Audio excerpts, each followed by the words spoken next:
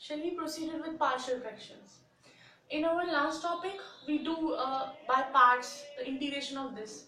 So you have to apply minus sign also, as the integration of sine is minus cos. Okay. So omit,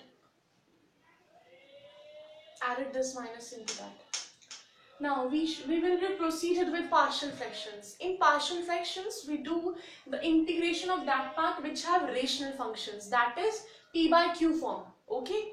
So if you have linear function in numerator and you have linear functions in splitted form or in denominator, then you have to assume this: a upon x minus a, b upon x minus b. Means, listen to me. If you let x square as t, if you put x square as t, then what you get? 2x dx as dt. So this becomes 2x dx, as you have to take differentiation both sides. X square, differentiation of x square is 2x dx. Differentiation of t is dt. As you differentiate with respect to t, so you have to apply dt. So this becomes dt, 2x dx is dt, and this becomes x square is t. So this becomes t plus 1 and t plus 3. Now you have to compare it with this. Means a upon t plus 1, b upon t plus 3. Order doesn't matter. You can take t plus 3 here also. So if you taking LCM both sides, then what you get is 1 upon t plus 1, t plus 3. Taking LCM here, you get a into t plus 3 and b into t plus 1. Here is 1. Expanded at plus 3a bt plus b. Okay. So taking same coefficient t, a plus b, same variable common, 3a plus b. On comparing both sides, here the coefficient of t is, coefficient means the part which is constant. Here coefficient of t is a plus b, but here t is absent, so a plus b, coefficient of t in right side becomes 0. Alright. Here constant term without variable 3a plus b, whereas on left hand side you have constant term as 1.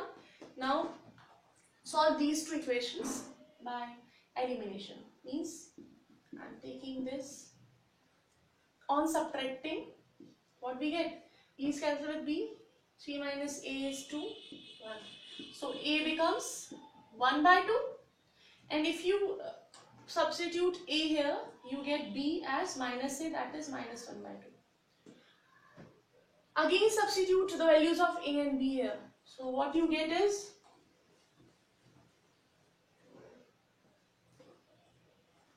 integration with respect to t. A is 1 by 2, t plus 1, plus b is minus half, t plus 3. Okay.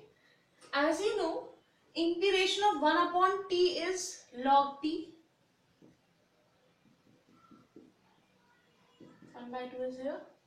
Integration of 1 upon t, take t plus 3 as, if you assume by substitution t plus 3 as z, then dt becomes dz.